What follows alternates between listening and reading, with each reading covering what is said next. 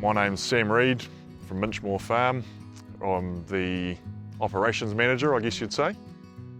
Well, our farm's about 3,000 hectares, so we run sheep and beef and deer, 12,000 ewes, 300 cows and 500 odd hinds.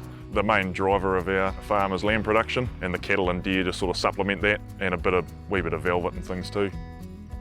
So in terms of the challenges we face as a farmer, but also as a country, we're not really able to dictate the global price of the commodities as much as what we'd like.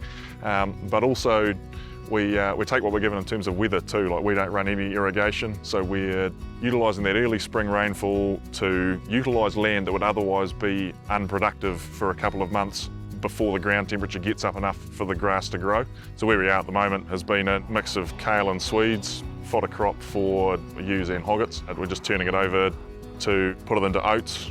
Yeah, just sort of thinking outside the box, trying new things to see how we can gain efficiencies really, and at the same time satisfy the nutrient runoff and not leaving paddocks bare, which is a requirement for the regional council. So behind me is our new Holland T7.260. Comes with the Trimble GPS and auto steer. We've only had it for a very short amount of time, but already can see the efficiency gains in the auto steer in terms of less overlap, and once we put it onto seeding, it's going to be really good. Just for minimising those losses, you can put an inexperienced operator, can make them a whole lot better really quickly. We'll find benefits throughout the season will be really good.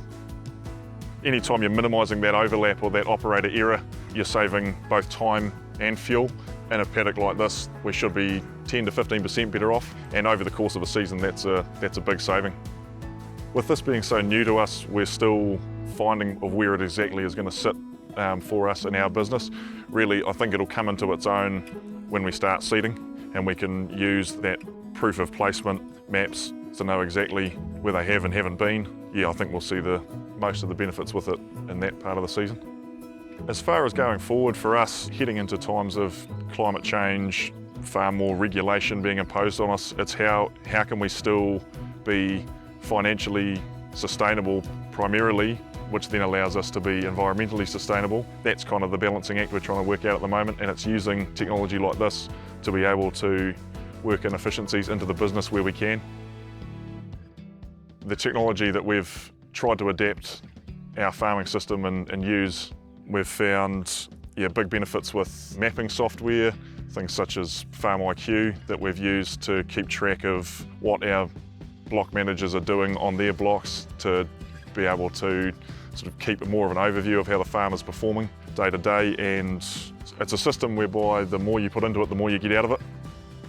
Farm Focus we've found really great as an accounting package. It's super easy to use.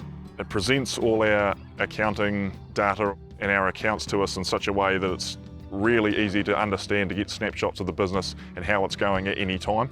The ability to scan invoices and have them directly load into the accounting program has saved us 2/3 of time, massive time savings in the office. It's been really good.